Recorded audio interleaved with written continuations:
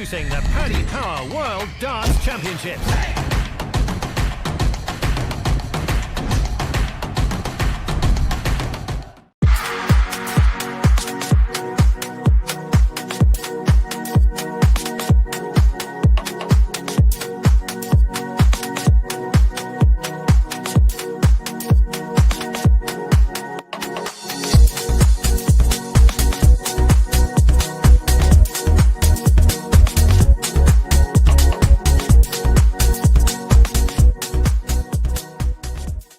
Good evening and welcome, ladies and gentlemen, to the Online Darts Fallout Bar. We are into double figures. We have come to the conclusion of day 10 of the 2026 PDC World Darts Championship. Dan Simpson joining you as always from up here in Teesside. And this evening, it's a very special night indeed, because we are joined all the way over there. Anthony Eugenia on the Fallout Bar. How are you, my friend?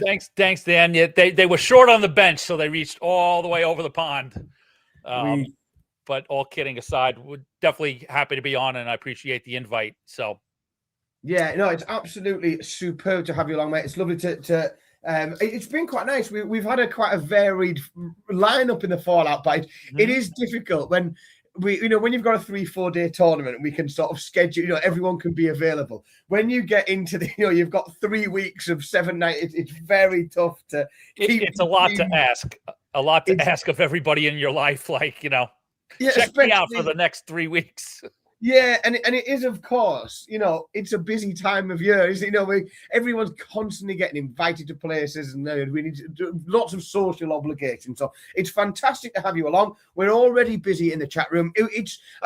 We're a lot earlier than normal tonight. I feel like I'm actually going to be in bed before tomorrow tonight. I'm going to be going to bed today, which is quite. It's a bonus. For this year's World Championships and the Fallout Bar show. Yeah, it certainly is. And I'm tickled to be on it. Today's the proper. We're starting round 2, which is, just crazy how big this is. And, it seems like it's so much, but yet it moves at such a fast pace that, boom, we're done with round 1. Yeah, and I think, we'll obviously, as always, folks, we're going to talk game by game as to what happened today, and then we're going to have a little look about what we think is going to happen tomorrow. But I definitely felt, I think, for the first full day, that I felt like we're really at it now. The crowd in the venue seemed to be really up for it. The atmosphere seems to have lifted another level above what we've seen so far, and the players as well. Everyone just seemed to be up for it. Yeah, I think 2 things come to mind for me. One is that, everybody has that one match under the belt, right? There's no format is different. So there was nobody, into the second round with buys. So everybody has played. So everybody has that win. So it's, winner versus winner, so now it's the next step in it, better players, good averages, and then also just with the calendar, it's, Saturday now, even if people didn't have off prior for the holiday, it's the weekend. Christmas is a sniff away, so it really has that first day of a full holiday tournament feel. Yeah, it certainly does. I think there's a lot of Christmas parties, I think, in that building today. Yeah, and a few long sessions. But it seems like a long time ago now that we go all the way back to the early afternoon here in the UK, where we saw Ryan Searle take on Brendan Dolan. And I am starting, Anthony. I've always been a Ryan Searle fan. Like I've always quite enjoyed him. I think he's a nice chap. But I'm starting to see more and more in his game that starting to convince me that he will kick. He's going to solidify himself in that top 16. I'm convinced of it. Yeah, I kind of feel the same way and took the same direction doing the prep, that he continues to impress. Another great performance. I tried to digest a lot of the preview shows. You did some, I did some, and some other folks, and a lot of people were high on Ryan Searle. And to your point, that a lot of folks thought that this might be a real breakout moment, and a big win over Dolan. And quite honestly, yeah, if you look at his quarter of the bracket, there's really right now things are laying out to Clayton doesn't get to play. So he's, he comes in post Christmas, see what condition he's in. Bunting, we'll get to him, but gets through, but not stellar. So I think that, the groundwork is very fertile for a Ryan Searle to still be playing post New Year's. Yeah, I think that to almost try and put it into a sentence almost, and to be honest, we've seen some of it today because we've seen several of the favourites and seeds from that quarter of the draw that are no longer there. But I think you look, even the bigger name players in there, they can all be got at. They all have a little bit of fragility. It's maybe slightly different ways, but there is a route for certainly a player who can score and or finish like Ryan Searle. I definitely think there is a potential of a route through. And I think, on the other side of that, very positive on Ryan Searle. The average was great. The Dublin was beautiful. Brendan Dolan, it was just a little bit underwhelming. It almost looked like and it's silly to say in the second round, but it looked like he'd run out of steam, didn't it? It sort of looked like there wasn't really. He couldn't. Every time he was going, he was went looking for something. It wasn't there. The pot was dry, wasn't it? It's a long season, and Brendan, I'm a fan, but he's no spring chicken, so that very well might be the case coming into the end of the year and not having a lot left in the gas tank. Yeah, I think we've started. I think, to just see, and this last 2 years, 2025 and 2024, we've started to see less and less of Brendan Dolan. Brendan Dolan was pretty much a fixture throughout the year. We would always see him at the match play, at the Grand Prix, at the European Championships. Granted, he might not be, he's not doing semi-finals and finals, but he was always there. And then last year, we didn't see very much of him on TV. This year, we've seen even less of him.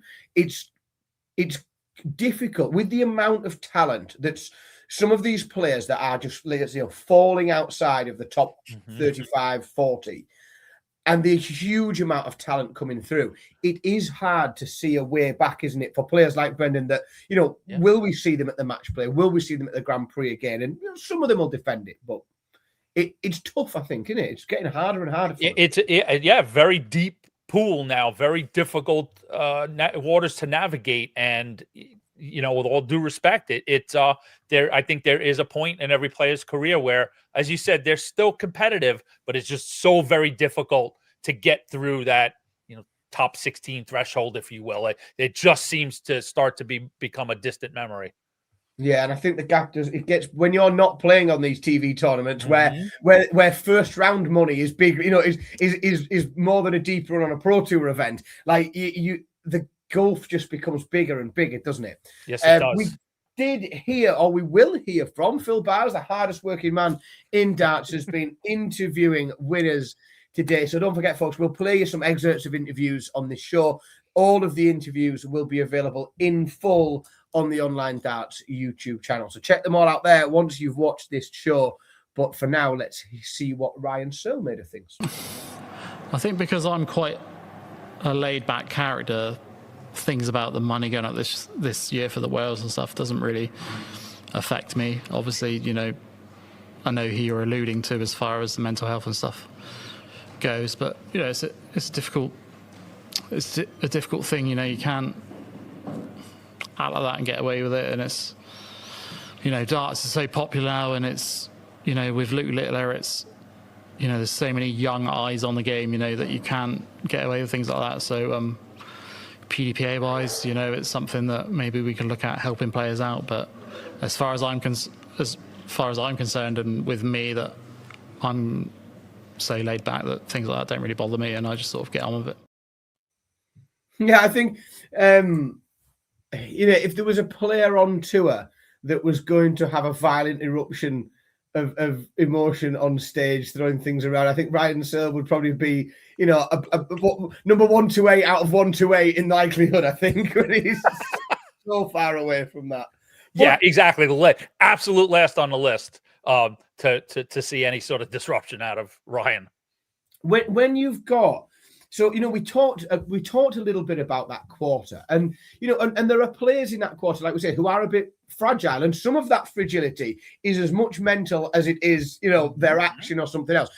How important is it, or how key do you think it could be for Ryan Searle to be, as he says, so laid back?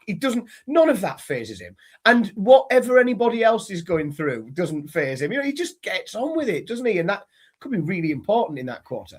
It has to be a major asset, and I know that in some regards, at times you can look at a player like that and you almost wonder how much they care, if that makes sense.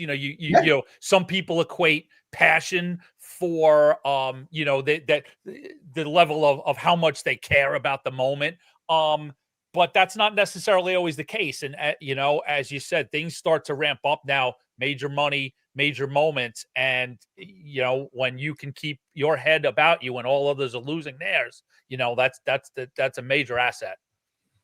Absolutely. Yeah. Really interesting to see what the rest of the tournament has in store for Ryan Searle. Second up this afternoon was a game that, again, there's a lot of it, and it's great this time once you get to this point in the tournament, because what happens is you look and you just think, regardless of what you think you're going to see, you just think, oh, that's interesting. And it's just that, as a dartsman, you go, oh, that's interesting. I don't know what we're going to see there. That's going to be really This is one of those matches that almost in a way only this tournament can provide.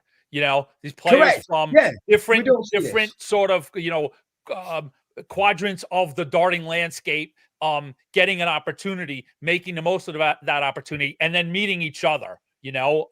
Right? We've got is it Sakai? Sakai takes Tricol out, and of course Harrison takes out the kind of a favored seed in Ross Smith. This game should never have happened. This game should not. This game Thank you. That's a good way to crystallize that. Yeah. You see games in this tournament that shouldn't happen, or you never thought you'd see, and this is one of them. Yeah, and it's really interesting, isn't it? So I had a look at the stats, because I thought the stats would be confusing, and 3-0. I feel like it feels like 3-0 is unfair on Sakai, because two of those sets went 3-2.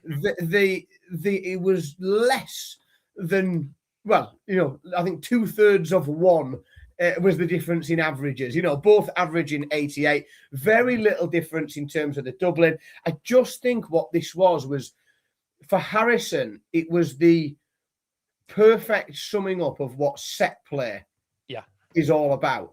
And it's just it's just winning those key battles, those key moments, holding your throw as often as you can, and then those key deciding legs on sets. And sets seem huge once there's two of them to one way. It seems a long way back, and 3-0 seems a bit generous, but it was just those key moments, wasn't it? And a real affirmation of that win over Ross Smith. You hear a lot of times when people say, well, inside a match, when you break, it's only valuable if you can hold to follow that, right? Yes. So similarly, like he gets that first big round win. Now that sort of affirmated that, that was legitimate. I'm on to the next round. I play post-Christmas, and, Harrison is, I listen to you guys a lot, and he's considered, if not the one of the best players that don't have a tour card, right? We've seen him really perform super well on the Modus Super Series this season, won a whole series, so this is a great opportunity for him. Yeah, it's a huge opportunity. I think even, I think he's going to Q School. As far as I know, we're expecting him at Q School. He is going to be one of the favourites to come away with a tour card. And I think he's just putting a huge bit of fear on every player that's going to meet him there at the minute, because, he is capable of mixing it with the very, very best in the world.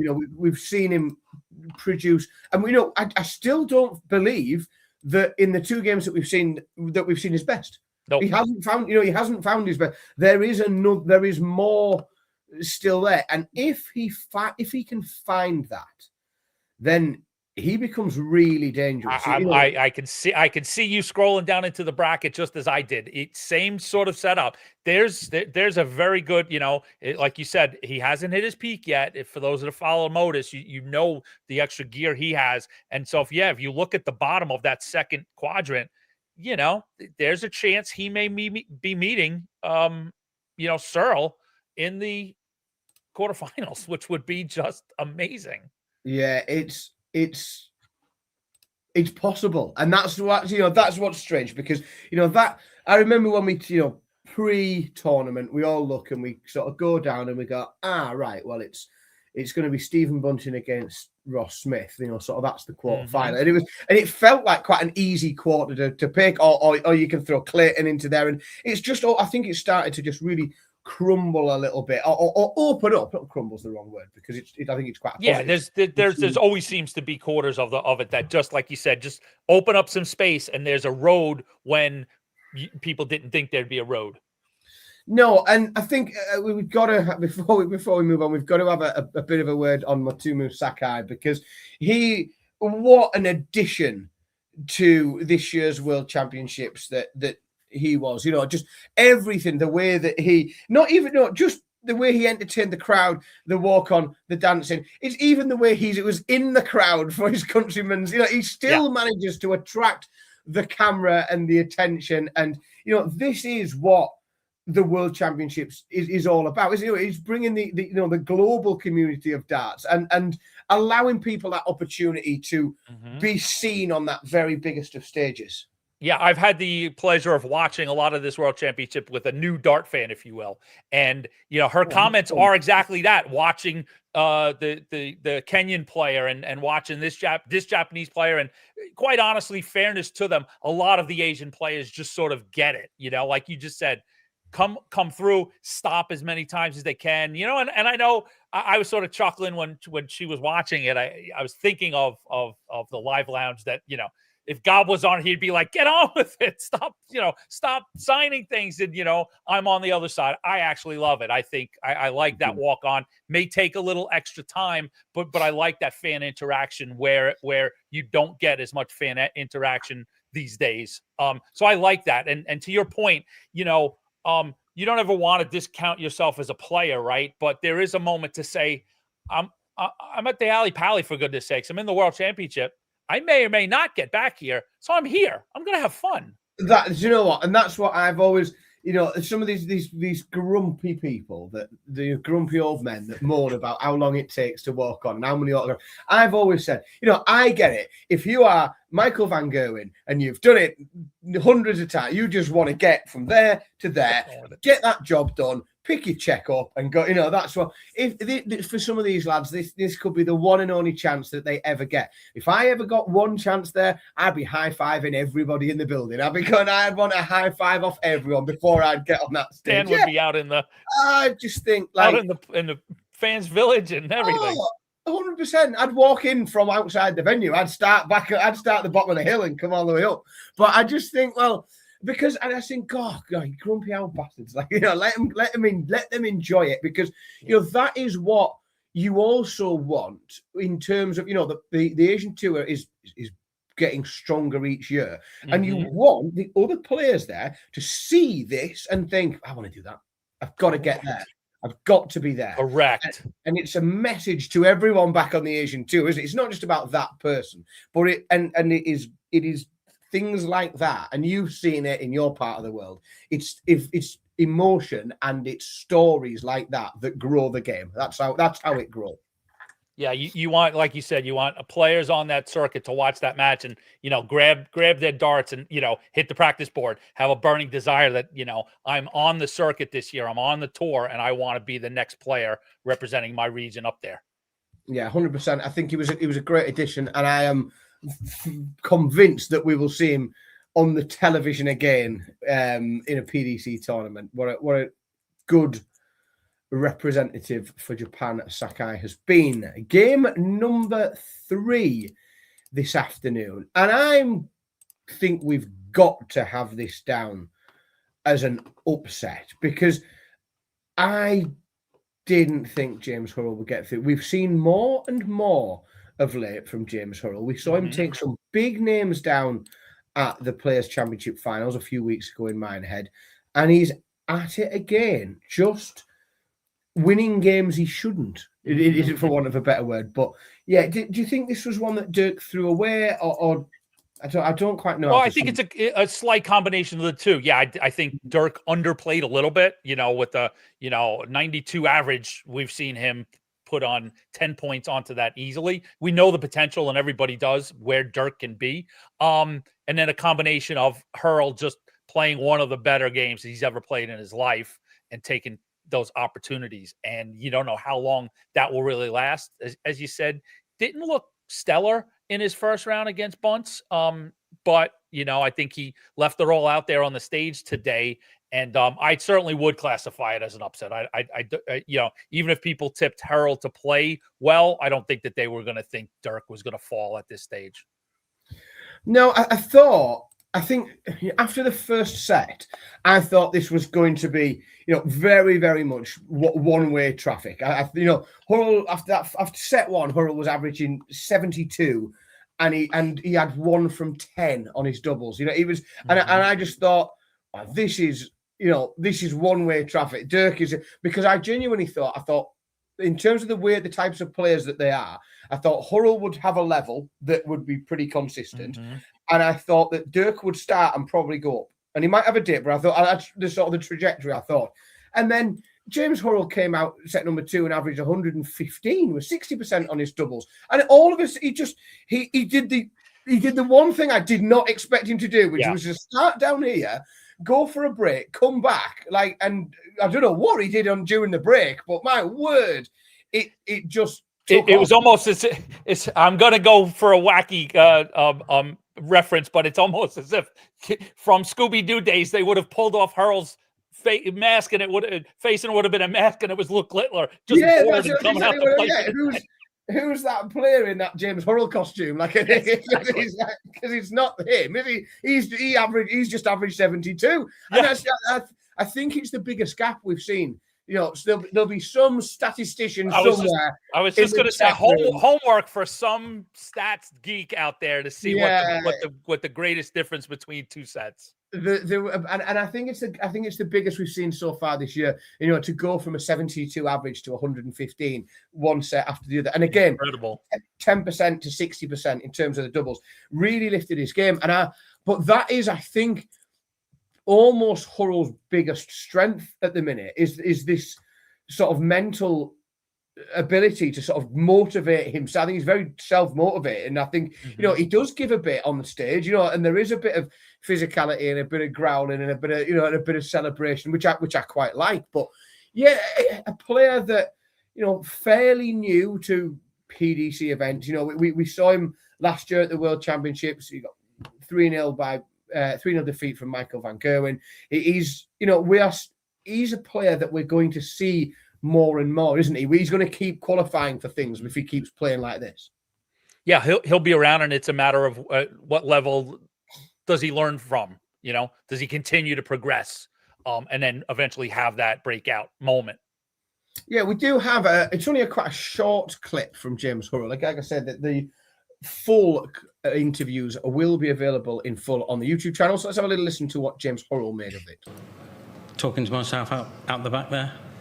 Yeah, I had my chance in the first set as well, to be fair, because Dirk didn't play very well in that first set. So, yeah, just sort my head out and slap myself on the backside. I don't really matter who I play now. I can beat anyone, to be fair. So, all good. What a talking to he must have had. Yeah, well, this is it. He certainly took himself out the back, and by God, did he have some? Did he mean it? He had some serious words with himself. But again, I do think as well he is starting to develop a bit of a fearlessness, because I think he is starting to feel a bit more confident in being at these PDC events. He doesn't feel like, he's not suffering from imposter syndrome. I think he knows he should be there and he deserves to be there. But I think at the same time, he probably has a degree of freedom, because at this point in the tournament, when he bumps into someone, he's sort of overachieving, and he's, there's no pressure. It's a free hit, isn't it? The expectation level isn't high on him yet. No, and I think you can play with a bit more freedom when that's the case, can't you? You get a bit more of a free pass. Indeed. The afternoon was rounded off by a game so here is a game that I did not think I would enjoy. I sort of looked at this fixture and I thought, like that'll be a tough one. And I genuinely didn't think that this game would drag me in the way that it did. And I found myself, Anthony, maybe it is just the tenseness of a sudden death situation that we have to go into overtime. But it isn't what I thought. I saw far more positive from Dave Chisnell than I expected. It was a bit of a slugfest. Neither was particularly brilliant, but it was how close the game was that made it watchable and interesting, wasn't it? And that builds the drama of itself. It doesn't really even matter at that point what two players are involved. It's just the specific fact of getting to that place of, everybody in the building where we're in extra time, and the tenseness of, that every dart now becomes a true edge of your seat moment, and it's brilliant. It is really the reason that we love this sport. It's just that unique drama that we see up on that stage. Yeah, and you're right in the when you've got a game that's gone into overtime. The leg score, I know it's sets, it doesn't matter. The leg score is 11-10. So even the leg score is, it's as tight as it can be all the way through. And I don't think it matters if everyone's averaging mid-80. I don't think, and missing loads of doubles, because that's what you're enjoying at that point. It's just that tenseness, isn't it? And it's the way that it is a back and forth where you change your mind 4, 5, 6, 7 times who you think's going to win. And that's what we love about it. And you get the moments when the players put the darts down or they put it in the pocket, and they think that's it. I've lost. I have no recompense. And you hear the crowd, oh, and they get new life. It's absolutely incredible. Yeah, and so that little sort of, if you like, that little subsection within that quarter of the draw, the two seeds that were within that, Ross Smith and Dave Chisnell, they're gone. So they've disappeared from the tournament. We now find a really intriguing. We go back a little bit earlier to Andreas Harrison and Ricardo Pietrasco. I think it's a fascinating game. What a match. What a fascinating match. I will not miss that match. I cannot wait for that, because, again, that's just sort of goes back to Harrison's previous match. It's like it's another – I know, Pikachu, we've seen him progress, so it's not shocking to see him there. But it's sort of these matches that you didn't really anticipate. And beautiful, big opportunities in front of both players. Like, I think this is one of those matches, right, that they say when you hear the pundits talk, that both will fancy their chances, right? They will both come in feeling 100%. That they've got full opportunity to advance into the last 16. Yeah, and this is you sort of look at that and you think, well, this is, at the beginning of the tournament, if you just said, one of those two guaranteed, because we know one of them is going to be in the last 16 and picking up 60 grand. Now, for Pietrasco, that's a big movement and a big step and a big jump in his ranking. It's a lot of ranking money as he's trying to, chip away at those, the big name players that are, he sits almost on the shoulders of, Dirk van Dijvenbode, who's gone out of the tournament. He's not far off Michael Smith, who we'll come to in a little while.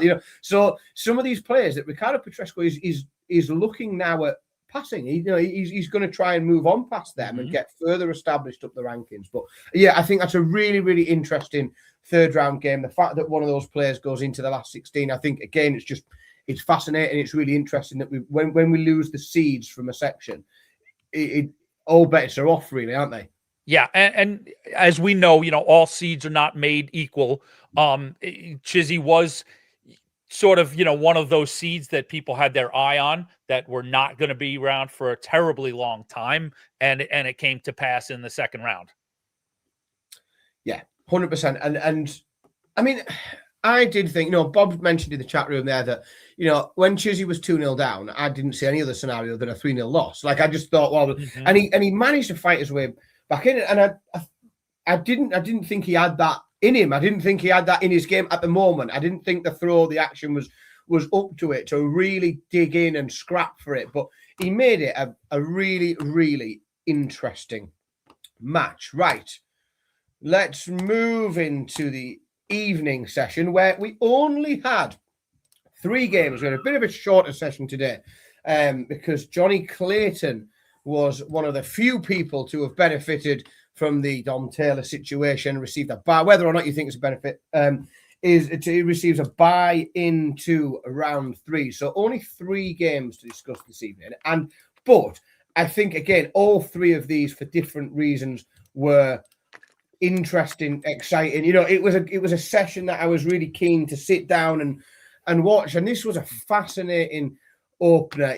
We see a former champion, and he's some way away, both physically and mentally, from where he was when he won that World Championships. But Michael Smith falling 3-1 to Neil Zonneveld. And I don't think Smith did a lot wrong, to be honest, Anthony. I just thought Zonneveld was brilliant. Yeah, Zonneveld played out of his mind, played out of his socks, as some people I know like to say, and really put up just a tremendous performance, and took advantage of a lot of opportunities, scored well, and I'm looking at the score lines, opened and closed with commanding sets at 3-1, 3-0, and like you said, even though Smith did a lot well, it just feels like that continual tumble that is, we know there's so much better there. And it's, he's so recently from being on top of the world as the king of the hill. It's really moving and shocking a little bit to see where he is. I mean, didn't he come in? He came in as the 30th seed, did he not? Or 32nd? 30th. Yeah. And that is, like, this is going to hurt. Yeah, 28 seed. 28. And pardon me. And I know that, and I don't know. I think we were all pretty shocked. I was in the building. Both Phil and I were there at Minehead a few weeks ago for the Players Championships, and when we saw Michael Smith walk out for the first time, and we saw how extreme the limp was. That the arthritis was really troubling him. And it looked, the simple act of walking to the board and back looked to be terrible, really, really challenging. So then I don't know whether, because it's difficult, only he understands the true extent and the true limitation of how hard it is. But I think, I hope that he can take the view that, a few weeks ago, it didn't look like he was, there was a chance that he might not be able to just make it onto the stage. And so he comes here, he gets through a game. He hasn't done much wrong. That he's averaged 98. He's played pretty well, could have been a bit better on the doubles, but I think he's just been beaten by the better man on the day. And I hope he can, continue to rehab or do the best to manage the medical side of the condition, to try and recapture something, because it's a long way back from here, isn't it? Yeah, I think him, and along with, if his team, if he has a team, so I know some players do and some players don't, but really make that assessment. It feels it's that perfect time of the year to, if he needs to take an extended break, work on that treatment and get himself well. He's obviously not going to be picked for the Premier League. You've got the Winmar World Masters coming up. But you can conceivably take January and February and pay attention and proper care to your body, to put forth a better effort for the remaining 9-10 months of the year. Yeah. And so I think, what's important to Michael Smith, I think now, he's not going to be in the Premier League. He's also not, we don't expect, he's not going to be involved in those early World Series events. Series events. Yeah, he's not going to be, so I think you're right. I think it's a perfect time to then truly understand where he's at health-wise with the various different concerns that he's got, to then create a plan to, as to how he's going to approach the Pro Tour, because the key is it's not going to the Premier League every week. It's about going to these Pro Tour events and getting to as many board finals in order to start getting back up. He's got to start getting back up these rankings. Otherwise, he's not going to be at the TV events. He's got to, and he's going to look at how can I get to that Pro Tour as healthy as possible. And with a condition like that, I would imagine, I think there's a lot of value in what you just talked about, that there were moments where it all came together for him. Like he got there, like you said, there was a chance he couldn't even play physically. So he gets there. So that there's an achievement there. So some money in the bank, but then those moments of, he played okay. So, there's real value, and it's tough. It's tough to know yourself, to learn your body as a professional athlete, to go back and make that evaluation to say, what were the moments that I felt well and what were the moments I didn't feel well, because I've known some players that, actually, I'm trying to recall somebody on the CDC circuit. I think it might've been Darren Young. Maybe I shouldn't even name drop, but, Darren would occasionally, more than occasionally, would suffer from a bad back, but weirdly, he was in a good position when he threw. Like he could play when he was on the Aki, but it was when he retreated, he would be in pain when it was sort of, waiting to go. So there were moments where he was comfortable, moments where he wasn't. So, I think for Smith is to try and make an evaluation on that. And in my mind, when you lay out, going back on the tour, he should now be armed with a treatment plan in a way, right? A way to address, a long day, because, if you're going to do well on a pro tour, it's a long day. It's a long day of preparation and it's a long day of playing, right? Yeah. So you got to work with a professional to say, like, how can I get my body in the best shape to go into that event? And then during the day, how do I manage myself? What's the best, where do I go? Do I need to go down and take a lie down what somewhere? am I doing between this game and that game? I've got 40 minutes. How can I best spend that 40 minutes to give myself the best chance to reproduce? It might be even more value. Yeah, those 40 minutes might be even more vital to him now in between, so his body doesn't seize up, and give him problems going into each and every match. So Niels Zonneveld, we're going to talk about Niels a little bit more, because we'll do him when we get predictions, and he's going to have another game. But we've got an interview with Niels Zonneveld, so Phil's spoken to him. We'll play that now, and then we'll see what he has to say and what we can pick the bones out of that. Yeah, it's nice to get someone who talks to you like really straight. So normally you don't have any. They always talking around the point and stuff like that. But Vincent, and especially his son, is just give me the point that matters, and I think I needed that, and I'm doing all my best to improve that. Yeah, he's a really good friend of me. We play in the same competition, and last year I thought we have to change something. Like I'm just a little bit stuck right here, but I knew I could do better, and so we go on a cooperation, and I think it's going really well. I could share my feelings with him, and at the end it does. It means a lot to me, because he said his opinion about it, and I said my opinion about it. But at the end, I think I've improved myself. Not only because of him, but especially a part of it. So I've long since asked the questions about top level professional coaching in darts, and how effective it can be, and if it is effective, what does it look like?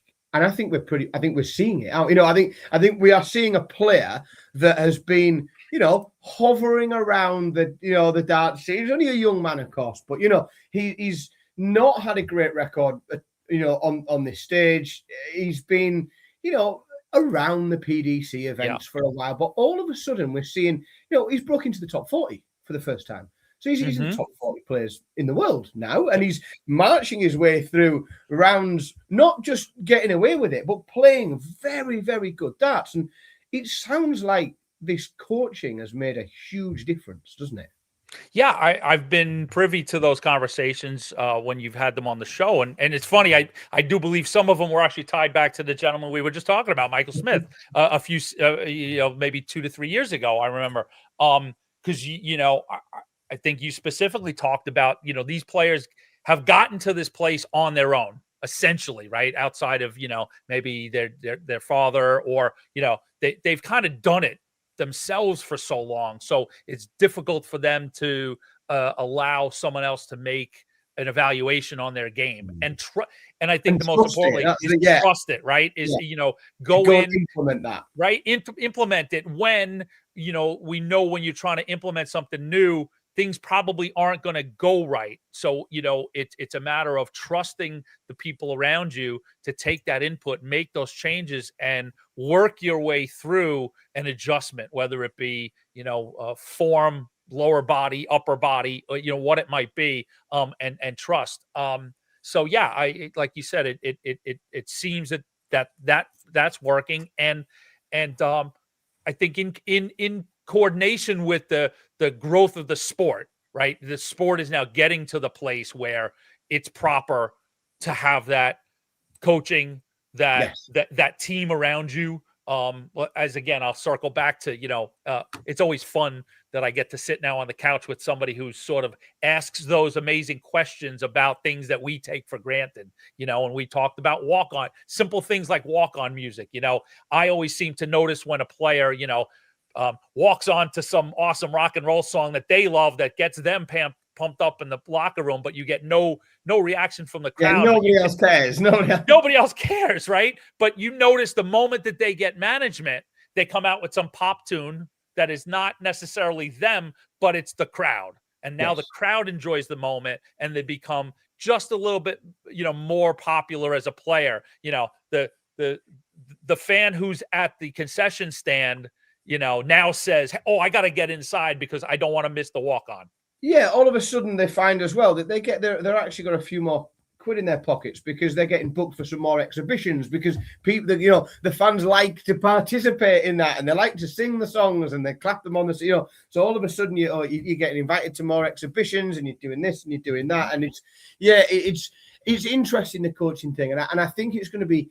I am really fascinated. There's lots of things that interest me about this coming year of darts, especially depending on who ends up with a tour card and things like that. But I think the potential continual rise of Neil Zonneveld is one that's really interesting, because I think he floated around that youth system. Even he played the World Youth Championship every year, but often went out early. I think he had maybe one run in it, and he always sort of looked like he had the makings of and it's with the greatest of respect I say this, he always sort of looked that he had the makings of a very average player. That may or may not get it. If he'll get a tour card, he might keep it, he might not. He'll sort of be one of these in and outs. He'll go and play a bit here and there. But now he's in the top 40, and he's starting to look like a real player. And if the trajectory continues upward, then that becomes I think it's going to be a really interesting year for him. It'll be one to watch. Definitely. 26. I know what's coming. I glanced down and I thought, I have to be honest to everybody. When I was asked earlier today, to come sit in, and I looked, I said, okay, this one's going to be an easy one. Dan's got his boy. He'll be watching the match like a hawk. Dan will come in all set, facts, figures, the whole thing. But his boy, Chris Dobie, just could not get across the finish line. It sort of went almost exactly how I thought it would. I think in recent times, we have just seen far too much of that from Chris Dobie. Far too many things where when he's played okay, he gets done. The doubling is still not good enough. Mm-hmm. It's not good enough to maintain a ranking of number 8 in the world. He's the highest seed that we've lost so far in the tournament. And, I think Andrew Gilding has done well. He's averaged 100. He's continuing to play better. Some of the checkouts, some of the finishings, beautiful. But I think Dobie will reflect on this and think that it was a real missed opportunity here, because if he was, just slightly better on the outer ring, then I think he probably could have been different. It could have been so different. But, we've seen so much of it this year. We've seen so many early exits. Every TV time, early at the match play, early at the Masters, early out at the Grand Prix. Again, slam, crap, European Championships, crap. It's just not been good enough for Chris Dobey. And most of that is on the outer ring, I'm afraid. But I think an awful lot of positives can and should be sort of taken from Andrew Gilding, the 2023 UK Open winner. He looks really good, doesn't he? He does, and I will readily admit, I hate to admit it, but what I enjoy coming on with you and Phil, I get to be a fan sometimes. So as a fan, I'm not the biggest Gilding fan, and I almost always expect or secretly want to be the flub match that this is the one where he'll fall. Okay, and Gilding will be out and so on, and he turns around and shoves it right back to my face. And this was a brilliant performance. It really was. And he has these moments where just everything comes together for him. He pushes his opponent and he does a whole lot right. And, same thing, you look down at the bracket, I see a big hurdle coming, but there's still a little bit more room, I think, for Gilding to do some big things. And yeah, you can't but give him some flowers on his performance today. No, we see more and more of this from him, and it's like almost James Wade is the obvious example that we see. It's the James Wade quality where he'll tip up, he'll take out about half his doubles, he'll average about a ton. He'll throw in some big combination for he'll throw in some 3-dart combinations to pinch legs from you and to just take legs. If you miss a double, even if he's on 100 and something, he'll still have you. He'll still take you out. He'll do the job. And it's just Michael Van Gerwen called him the assassin, and quite recently, and I think there's a bit of that in him. I think he can take anyone out. The rhythm, I think, can be unnerving for people. I think people struggle with the rhythm. Mm-hmm. There's nothing in it. There is no gamesmanship whatsoever involved in it at all. It is unbelievably rhythmic for him. It is exactly, there's no interference going on, but I think players struggle with it. And if he continues to replicate the level, then he's dangerous. That's an interesting, comment that you brought up about Van Gerwen, and I'll tie this back to earlier in the show. We spoke about Brendan Dolan, about sort of Brendan's career, and I remember, I got the chance to go to the Worlds a couple of years ago, and Brendan went, I think, to the top 16, and it's every interview when somebody was about to play Brendan, there was a real I don't want to say fear, but and whatever the level of past just respect, it was sort of a real appreciation for Brendan. And I pulled somebody aside. I was like, is that just the niceties in front of the camera? And they were like, no. Most of these guys really don't want to face Brendan. Like they know the trouble that this guy can cause just over and over again in a long career. So that seems from what you just laid out, Gilding is starting to get that reputation, like somebody who's going to really muck up the works. You don't want to see him in your part of the bracket. You don't want to you come and go and play a lot of guys on the tour in the course of a long year. Like I don't want to have to tangle with him. No, I mean, he's too dangerous. He's too dangerous because, again, if he just keeps... And I was looking back, I was literally just then looking back over tournaments where he's done... Well, tournaments he's had a good run in. Mm-hmm. And it's almost always like he just finds this almost switching, bouncing between a 95 and a 99. And he goes through the rounds, and he's done this a 95 and a 99. I think we'll probably see a 95 in the next one, and then we might see a... And you are going to have to turn up and beat him. Because he's not going to give you it. He's not going to dip, and he's not going to let you have one. So if you're going to get rid of him, you've got to turn up and you've got to beat him. He's beatable, but it needs to be earned. Correct. Yeah, 100%. He keeps you honest, doesn't he? He will make you play for it. We do hear from Andrew Gilding. We've got him in the back end here. I wonder if he mentions this 9 darter that he's very keen on bagging, isn't he? Let's see what he had to say to Phil. Yeah, I am a little bit confident. You never know what's going to happen. There's a lot of turkey going to be in my stomach after Christmas, so you never know what's going to happen. Yeah, that will be anyway. Like I said to the last people, I'm going to eat as much as I can. No, that's ridiculous, isn't it? I mean, nobody should be doing this. But yet you're doing it. What do you put it down to? I don't know. I was a late starter, so I've still got the hunger, I think. If I'd have started when I was 16, 17, maybe by now I wouldn't really care that much.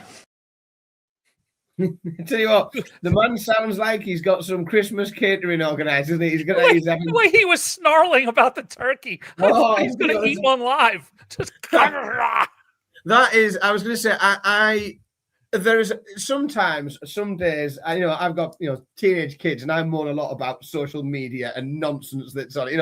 People watching food vlogs and people, telling you what they've ate today.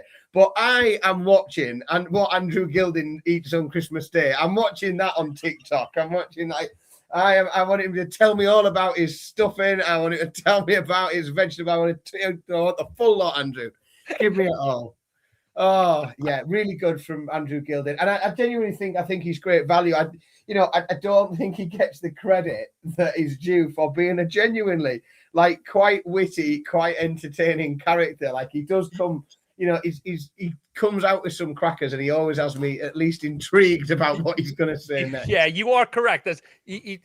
As much as I sort of slagged him a while ago, that clearly the way his demeanor is that, I think a guy who's fully enjoying the moment that he's in, and it could be gone tomorrow. It took him a while to get there, so he's enjoying the circumstances he finds himself in.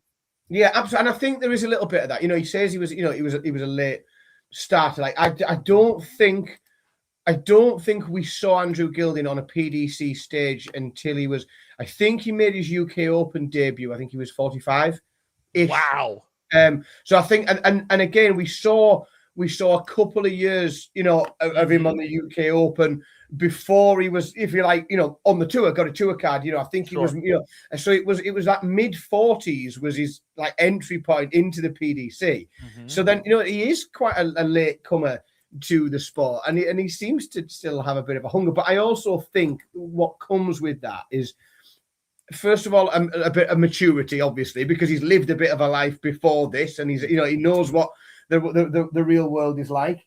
But also an appreciation for it. I think he appreciates the life he has now and the lifestyle he's able to lead, because he didn't always have it. He's had most of his adult life he hasn't. Right. Yeah, he's had to work for a living. So now this is just fun. And you give me a really interesting thought.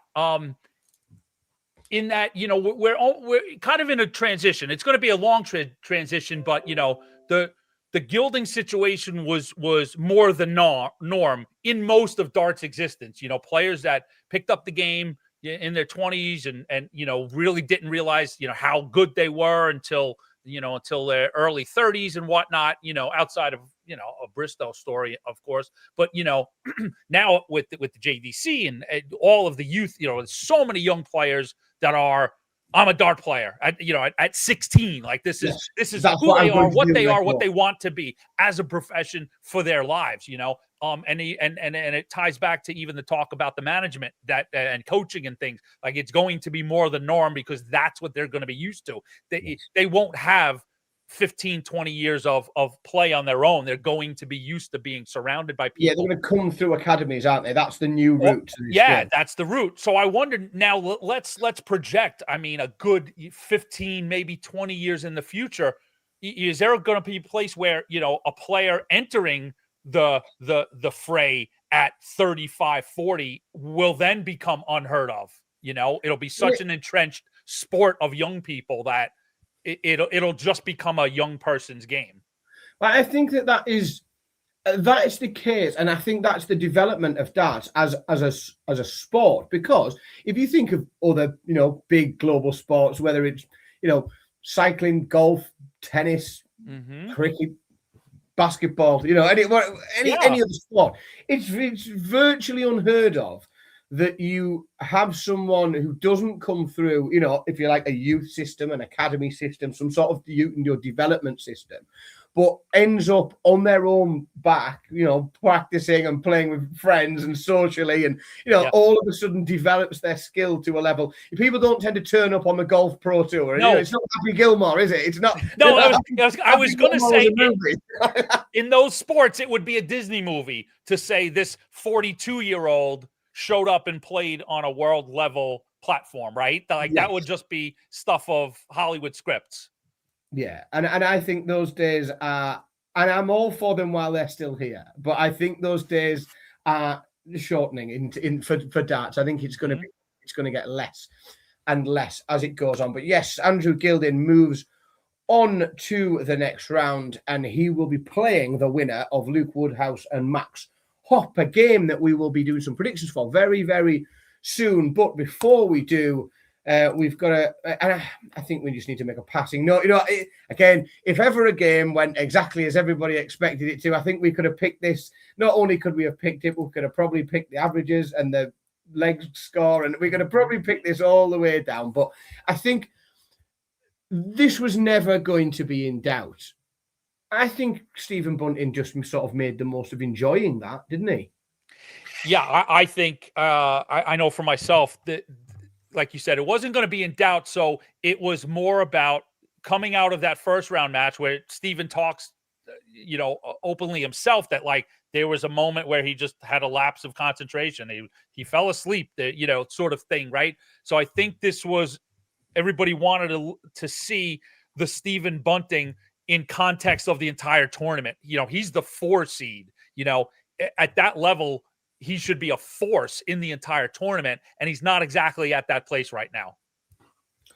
Yeah, I think for Kumar as well, let's be honest, nobody expected him to win his first game. He's never won a match on the Alexandra Palace stage before. So to see him come through that first round and get that victory over Richard Veenstra that nobody thought he would, average really well. And I just think, today was a bit of an occasion. And I think we saw it from the walk-on. Nitin Kumar was a sort of, he's earned a good lump, he's earned more money this week than he's ever earned in darts. I think his combined career earnings of darts aren't far off the £25,000 that he's picked up. But it was almost as if, and I mentioned it about another player last week, he came with an attitude of, he needs to go and collect this £25,000 that he's earned. And in order to do it, he's got to get beat by Stephen Bunting. So he might as well enjoy the process. I think come on with a smile on his face. And he was very much resigned to what was about to happen, I think. I don't think even he believed. The car was still running in the car park. Dinner reservations, we were not going to miss them. This is just circumstance. This is it was formality. It was formality to get through the match. That man was not booked into a hotel this evening. He was going in the guy. He checked out this morning. He handed back his keys. He tidied the room. He's out. But again, I thought it was nice to see. He's obviously playing one of the he's the top 4 seed. He's playing one of the best players in the world, and I think he was able to enjoy the experience. Like I say, he's picked up a big bag of money. Sure. He's enjoyed that experience. We will more than likely see him again on that stage, and I think but perhaps that's what a player like Nitin needs. Is he needs to maybe that win on the big stage makes him think, well, actually I am capable of doing this. So what I need to maybe do is find a way to commit a bit more time to practice to get myself, into more tournaments, to be playing more competitively. And sometimes it's the arse kicking that players need, isn't it? To think, actually, I am a dart player, and I can. Hold on a second. This could be serious. This could be real. Yeah. Tonight is just treated as almost a reward for the first round victory. Go have some fun, but look back. Build on that prior round. Hold on a second. This is not just frivolity. I can actually maybe, if I dedicate myself, I can get on tour and, certainly not going to be a premier player, but I can be a grinding professional. Exactly. I can play, year on, year out. Yeah, without a shadow of a doubt. And it did, Bunting got the job done very quickly. There was no messing about there. He didn't get dragged into anything, or he didn't start, it was a bit exposition-like, and I don't, it did look a lot like an exhibition. But, the key is, Bunting moves on. And I think that's all we can really, we'll pick him up a little bit later in the tournament to talk a bit more about. So brings us to a slightly early conclusion for the action today, which brings us, folks, on to tomorrow and some very intriguing, peculiar. There's a few that I'm very interested in. There's a few that I might have almost identified. I've got a few jobs to do in the house tomorrow. I think I might. The games I'll sit and watch, and the games that will be out the corner of my eye while I do something else. Tell Mrs. S I'll go rake the yard. I'll go do the yard work. I was going to say I have to go to the tip tomorrow, and I have to take a load of rubbish. Before we get to Christmas and all the boxes. So we had an IKEA delivery today, and there's cardboard stacked everywhere. So I think there's definitely there's some of these games will give me the excuse to get on with a few jobs tomorrow. In the chat room, folks, we're gonna rapidly just fire through games for tomorrow as we go through each game individually. Get your predictions in the chat room. If you find you can't comment in the chat room, it's because you're not subscribed. I cannot for a moment think why that would be, but make sure you subscribe to the channel so you can get involved with some predictions. So, Anthony, we start the afternoon tomorrow. And this is on my list of games. Ryan Joyce is a local lad. He's not far away from me. I think this could be decent from what I've seen very lately, a real uplift in form from the Polish Eagle. But Ryan Joyce and Krzysztof Ratajski, what do you think of this one? I'm gonna tip Ryan Joyce, and even though Ratajski is a player that usually performs well, solid performance, I think Joyce is going to come out and just get the better of him, and pretty handily too. I would go 3-1 Joyce. Oh, this is good. This often, Anthony, we do often agree with each other quite a lot, and this could be quite a boring set of predictions here. This could be because I saw maybe like what he said. Like that's sort of what I get. I'm from the very same. I think we've seen a recent uplift in the form of Krzysztof Ratajski. We've seen better things from him recently than we've seen for some time. We did see a Pro Tour win this year for the first time in a couple of years.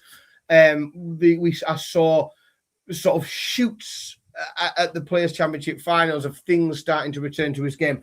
At the minute, I just don't think that his game is close enough to where Ryan Joyce's is. I think Ryan Joyce is in a slightly different place at the moment. And for that, I think the Joyce trajectory right now is on an upward climb. 100%. He's going to continue to get better. I think you're right. I think it's 3-1. I think the set that Ratajski gets, he gets because he holds his darts 3 times.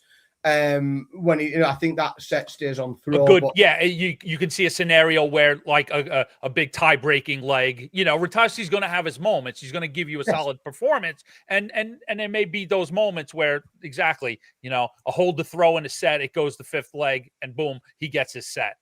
100%. Yeah, I think that's what we're going to see. Let's have a little look in the chat room and see what the guys in there are making of that. I think Bobsy was in first with the Ratajski 3-1, a high average. I think he's almost thinking the same as us, but the other way around. And again, if that's what we had to talk, if I was sat here tomorrow night reflecting on it and that's what we saw, I'm not going to be stunned. I was just going to say, I wouldn't be shocked. I'd be embarrassed that we picked Joyce so heavily, but I can certainly, I wouldn't be shocked.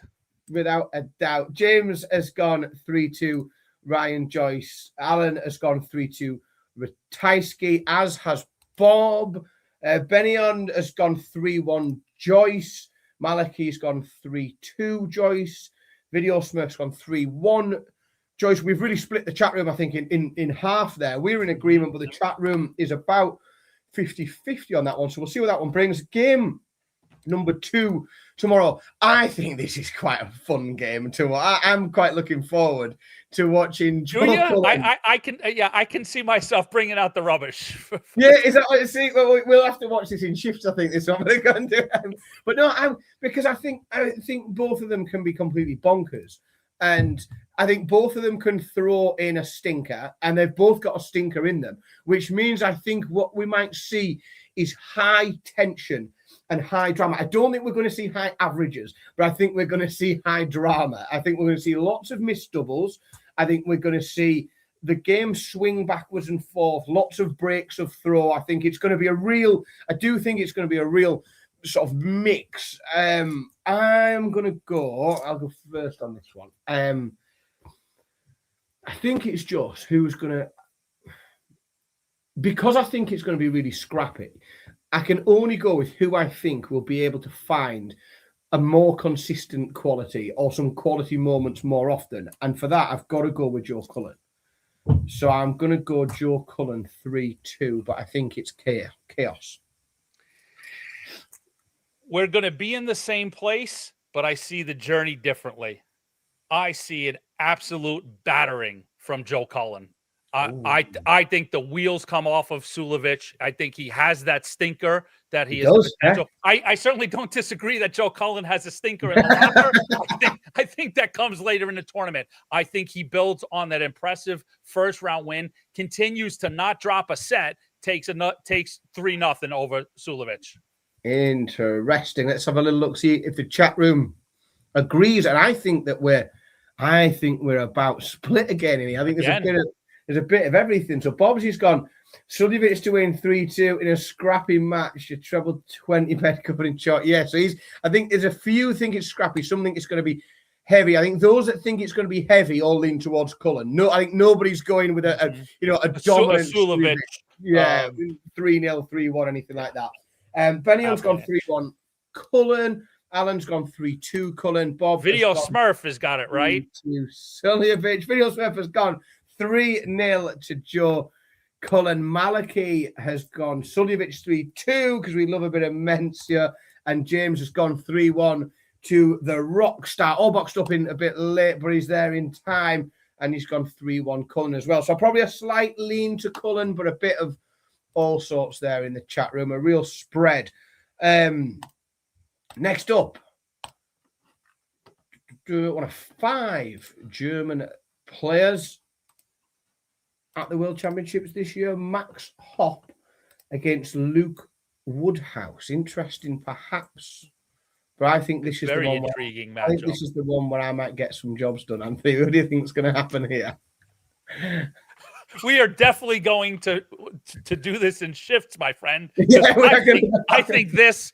Let me glance through the evening. I think this is the match of the day. You're quite looking forward to this one. Good. I'm glad. It's nice to have someone to look forward to. I think that this is the one that's very tight. I think this is the one that goes back and forth.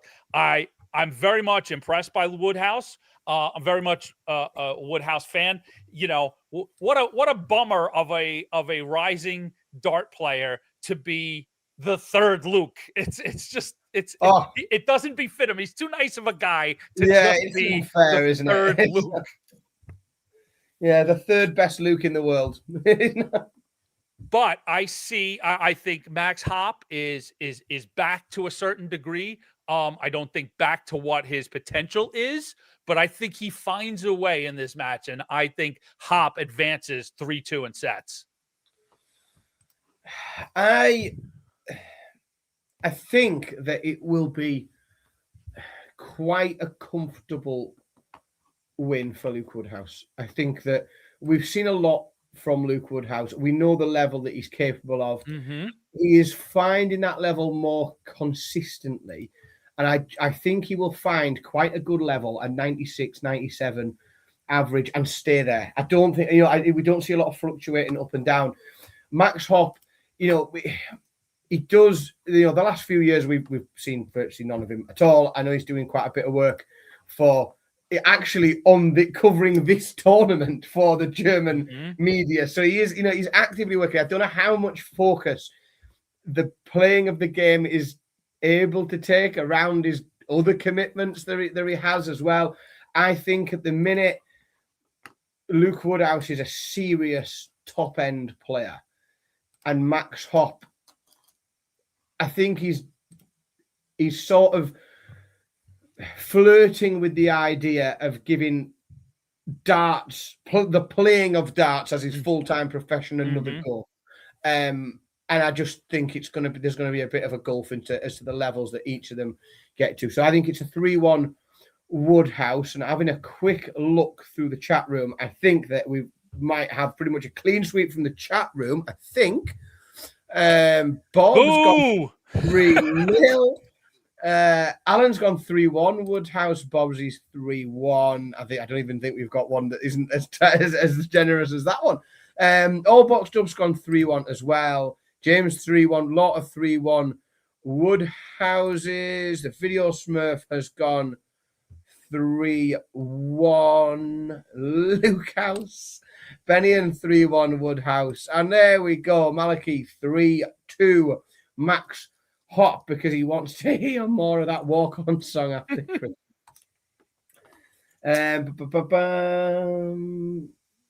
JT's, well, that's just lots of letters. Okay, JT. Can I buy a vowel, Pat? JT's, yeah, it's just lots of wow. 3-1 Luke Woodhouse anyway. Yeah, so very heavy in the chat room. We'll see what happens on stage tomorrow, and then the main event tomorrow afternoon. What do you mean main event, right? Woodhouse Hop were in the Taylor spot. That's the main event. Yeah, I don't know on the afternoon session. I'm unconvinced. I still think that afternoon session. You're right. You're right. Former world champions get stuck in the fourth spot. Yeah, in the afternoon. Rob Cross and Ian White. Rob Cross, a man who arrived at Alexandra Palace absolutely desperate, or in desperate need of finding some form and finding some anything really because the game was so far away. But then all of a sudden we see him turn up against Cordecker. He doubles really well. He scores really well. He wins the game with a 170 check out the last 3 darts of the game. Is this the continuation of the journey back upwards for Rob Cross, or do we think Ian White is going to be the spoiler? Are you taking this first, or shall I? Oh, I'll go first, and this is my turn. I think it continues, and I actually think we see a better Rob Cross than we saw in the opening game. I think there was an awful lot of nerves in that game. I think when he first came to stage, he looked terrified, and we never see that from Rob Cross because I think he was a very stressed individual in that first game. I think he plays with a bit more freedom. I think we'll see a good level out of him. I thought Ian White played crap in a crap game against a crap Mervyn King. And I think he comes and plays crap. Yeah. Dan didn't even have the courtesy of being able to pull up the Mervyn King from the closet upstairs. No, I didn't get it. So I think, therefore, a comfortable 3-0 Rob Cross for me. Maybe I'll throw Ian White a set, maybe. I think exactly. He just got a lucky draw against a very mediocre right now, maybe more than just right now, Mervyn King. So I think Ian White was just a beneficiary of a good matchup, and he got through that. Yeah, I think he somewhat gets battered here. I think Cross will get better. I hate to say it about, a former world champion, but, Rob Cross to me a lot of times is, you look through the roster and you start picking the top, 6 players or names. And then you go, oh, wait a second. That's right. Rob Cross is in this tournament. And it seems that's, he will just quietly continue to, a slow burn until he's at a boil and it's the quarterfinals and you get a real serious Rob Cross. And then you say, wait a second here. Maybe Cross can take this whole thing. So I think that pattern continues in this tournament. He'll just keep getting better and better. But so I'll just, as a courtesy, I'll give White a set, but Cross handily goes through 3-1. Right, chat room. Where are we? First one is, I think, Benny and 3-1. Cross, we're heavy again here. I think we've got a clean sweep. Alan has gone Cross winning 3-1. Bob's, he's gone Cross 3-0. Bob's gone Cross 3-0. Video Smurf has gone Cross 3-1. All boxed up. Cross to have a go 3-2. Malachi's gone Cross 3-1, and James has gone 3-1 Cross. So we have got a clean sweep in the chat room and between you and I. So I think we're very, very confident on that one. Into the evening session where we get 2 more former world champions. We're spoiled for former world champions tomorrow. We've got them all day long. Opening up on the Alexandra Palace stage tomorrow, shortly after 7 o'clock, will be Martin Schindler against Keen Barry. What do you think of this one? This one, I'll I've got a twist to this one. I do think that Martin Schindler is going to continue to be in fine form. I think Martin Schindler will probably win the match, and I wouldn't be shocked that he does. But I will protect my. This is a self-preservation pick. Aaron Quinn of the CDC will threaten me if I do not pick the Irishman Keane Barry. So just as a self-survival tactic, I'll go with Keane Barry to take out the really strong German. Yeah, I think he's going to go one way or the other. You know, we've seen him great on the Euro Tour. We've seen him great on the Pro Tour, Schindler. But we haven't seen enough in the last couple of years on the TV. But I think he's going to take advantage of this draw because I think he is a better dart player than Keane Barry. And I just think he will play. I think he will play very well. So I'm going to go Martin Schindler. And I'm going to go 3-1 Martin Schindler. I don't think he'll be threatened too much. I think that there's a big game in Schindler, and I think tomorrow might be when we see it for the first time this year. In the chat room, Bobsy's got Schindler to win 3-1. Barry's using new darts. Alan has got Schindler winning 3-1. Bob's got Schindler winning 3-1. A lot of Schindler 3-1 in the chat room, but not from Benyon, who's got Barry winning 3-2. He's going to agree with you there. Schindler 2, Barry 3 from Malachy because he's Irish. Yeah, a lot of people. It does seem that those that are picking Barry are doing it for every reason other than his ability to play darts. We just got into. I don't know what. Nothing to do with his darts. Yeah, I would encourage you people to probably not go to the bookmakers anytime soon. It's like common sense. The people picking Barry are the same ones that would put money on a 3-legged horse. Correct. Yeah, absolutely. Video Smith back to some normality. He's gone 3-0 to Martin Schindler. All boxed up. Barry 3-1 in a dour battle. So he's thinking of an underperformance from Martin Schindler, which, yeah, you know, it could happen. We've seen him do it on the big stage before, come and fluff his lines. James has gone 3-1. Martin Schindler. Game number 2 sees the former world champion, Pride of Wales, takes on the very, very capable, competent Dutchman, Wesley Placia. Gerwin Price. Do you know? Don't upset Cam. I tell you what, I'm not. I've got to go with what I genuinely believe is going to happen, and I'll tell you for why. I think Gerwin Price is very, very aware that Luke Littler's playing after him. I think he's really aware that he's in the building and he's next on stage. And I think Gerwin Price is going to go and put a performance in that will allow him to sort of look to Luke Littler. Now, bear in mind, these two are in the same quarter as well. Like, so he needs to send a message to Luke Littler. He's got to get something. He's got to make him worried. And I think he goes and averages 105, 106, 107, something mad. And I think Wesley Placia, as good as he is, will be blown away. And I think it's a 3-0 Gezi Price. I think he wants to show Luke Littler tomorrow that, you know, this isn't just your quarter to get your way through to this title. I'm here as well. So, yeah, I think 3-0 Gezi Price. I'm on the same page. Is it 9 o'clock yet? Can I use foul language? We had 25 minutes to it being tomorrow. Okay.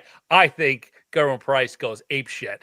Yeah, and has a stellar performance. Yeah, I think he's the opposite of the slow bird. He's going to get hot fast, and he's going to continue to stay red hot. And yeah, I think a lot of people saw it in the bracket in previews. Yeah, I think we've got two locomotives that are heading towards each other in the quarterfinals in Littler and Price. I think they're both going to be building up heads of steam, and they are going to clash and clash hard. So I see the same thing. You know, I think Davies is going to, find out what it's like to play a former world champion on that Ali Pally stage and lose 3-0. Right. In the chat room, I think we've pretty much. Oh no, I think we've actually got a bit of controversy. I don't know whether it's just. I apologize. I said I glanced down Davies, of course, plays here. Big day for the Welsh Price's tomorrow. opponent. Big day for the Welsh. Carwin's gonna. I think Carwin's back on the show tomorrow. I think he's got to be with 2 Welshmen on it. I think he'll be travelling back from wherever he is to make the show. But Alan has gone Price winning 3-1. James has got a 3-0 Price. Bob first and biggest shock of the day. Placia 3-2. I think that would be the biggest shock of the tournament, which I think Bobsy mentions there. He's got Gezi winning 3-1 and said it would be the biggest upset of the tournament if Placia won. I don't think we could argue against that, certainly with what we've seen so far. Benian's gone 3-0.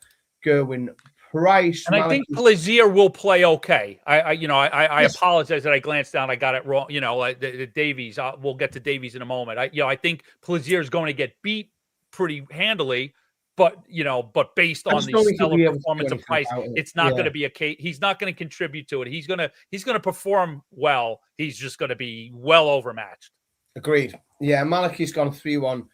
Price. Video Smurf's gone 3-1. Price.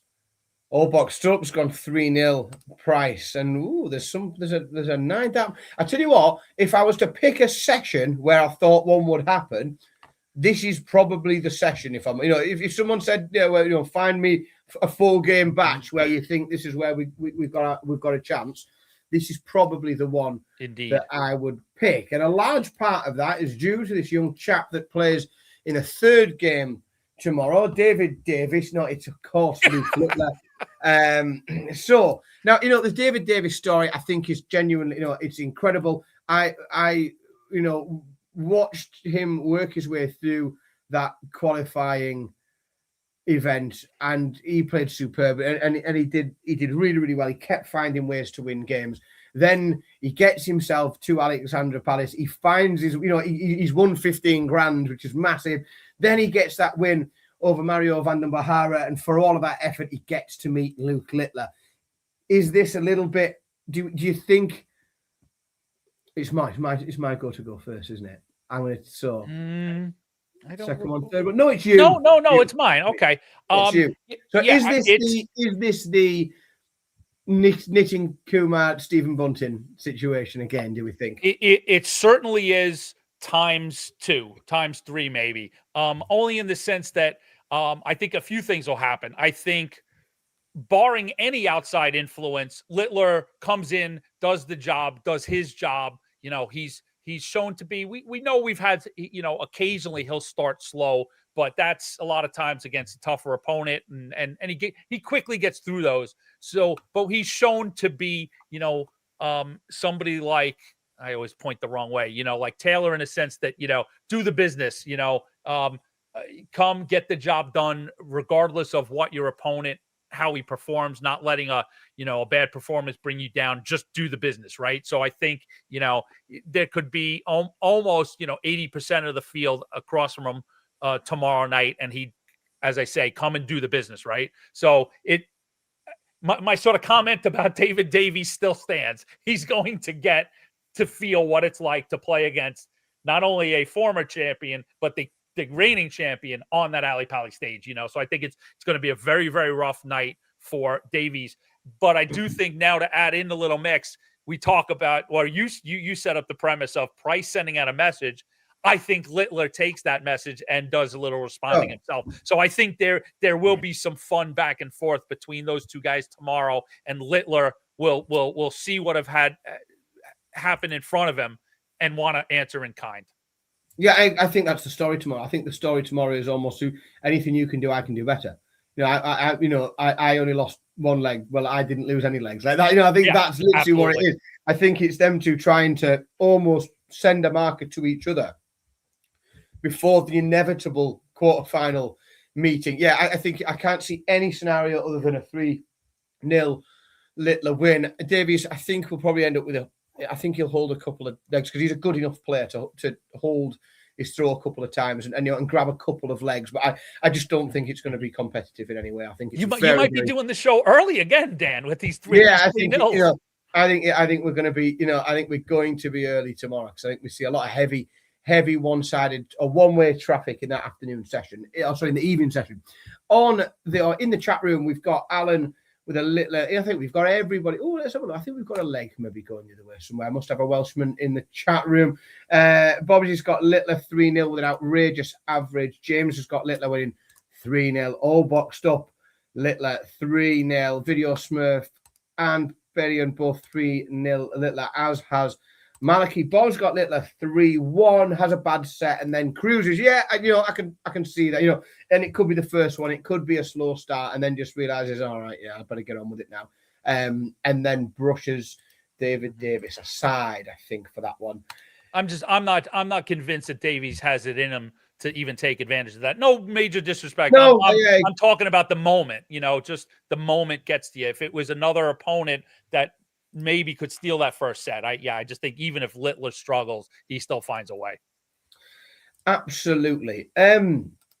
Two players now in the final game, Stefan Belmont and Damon Heta, both played better than I thought they would in the first round. Damon Heta couldn't buy a win on TV this year and looked very comfortable in his victory over Steve Lennon. Stefan Belmont, of course, upsetting Raymond van Barneveld, which was a big story. Lots of people didn't see that coming. I think this one is the reason why we're not on the show early tomorrow, because I think this one goes back and forth and probably could go to sudden death. I think Damon Heta wins in sudden death, but I think it's a 3-2, right? Really long, drawn out affair. Almost I think we almost see every leg. I think we get 3-2 in sets. Every set going 3-2 in legs. I think it's going to be a real back and forth. I concur. Yeah, There are sometimes you and I are just right on the same page, and it I feel bad for these two players. I almost feel bad for the crowd as well. Like what a sort of difficult spot to be in after Price and Littler, games that are going to move really quickly. We anticipate those great averages from Price, Littler. And the adrenaline is great. It really should be fair to get done with Littler and have everybody go home. Right? And it sort of a letdown. Like, oh man, oh geez, we got two more guys up there, and they're probably, as you said, both not gonna perform to a stellar fashion. It'll be a slog. It'll bring the proceedings to a screeching halt to a certain degree. It'll have everybody looking at their watches, and even though I think Heta will have the better performance, I think Belmont doesn't replicate what he did against Barney. And so I see Heta, and I'll go 3-2 as well. Fair enough. I think we definitely agree again on that one. Let's have a look in the chat room. I think there's a lot, maybe got it a little bit heavier, but I think there's a few that are on the same page as us in there. James has gone 3-1. Damon Heta, all boxed up's got Heta winning 3-0. Benion's gone 3-1. Heta. Alan 3-2. Heta. Bobsy's gone 3-2. Belmont. Heta missing match. That's the sort of game I see in my head. That's the sort of game I think that we're going to get. Bob Barber has gone Belmont 3-1. Second shock. Is it a shock? I don't know if it's as big a shock as we could see tomorrow. I don't think it's going to be. Again, I think Stefan's a good player. He's caused some upsets before. He's beaten some big names. Heta has not been at it on TV, so you won't find me here tomorrow going, "How on earth did that happen?" Like I think it's a possibility. Yeah, like I hate it for these two guys. I know that they're two good gentlemen, to slight them, but like here in the States, that match will probably be on, 6, 7 o'clock in the evening, and it'll be easy to tell the missus to go ahead with dinner. We could we're okay. Yeah, we're all right. Yeah, we can crack on. We're okay. The video Smurf has got Belmont winning 3-1, and Malachi has got Heta winning 3-2. Folks, we've done quite a long show. Considering we had less games to talk about than we should, we've gone for an hour and a half. But I think that's because we took advantage of having the wonderful Anthony Eugenia joining us on the Fallout Bar. Thank you, everybody in the chat room, for coming along with some banter and with some predictions. Anthony, it's been an absolute pleasure. Lovely to have you along for the Fallout. Thank you very much, Dan. I want to say thanks. I saw in the chat both my partners, David Irete and Peter Cetera, were in there commenting. So I appreciate that. You know, I told everybody in the CDC crew that I'd be on tonight and get in the chat. And yeah, it only makes me laugh that you have Eugenia on and we go long because I have the propensity to talk a little bit. But thank you so much, Dan. A pleasure, and I do look forward to being on again at some point during the Worlds. Definitely, and you know, big thanks again, because you know it's Christmas party weekend, and there's lots of the team were committed, and it was absolutely superb of you to step in, and an absolute pleasure as always. If I don't see you before, have a wonderful Christmas. You too, well, happy Christmas, everybody.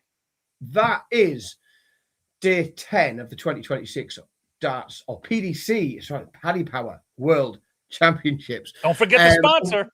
I can't forget them. We have been the Online Darts Fallout Bar. We will be back again tomorrow to see what happens on day 11. Thank you all very much indeed, as always, for joining us, and good night. Introducing the Paddy Power World Darts Championship.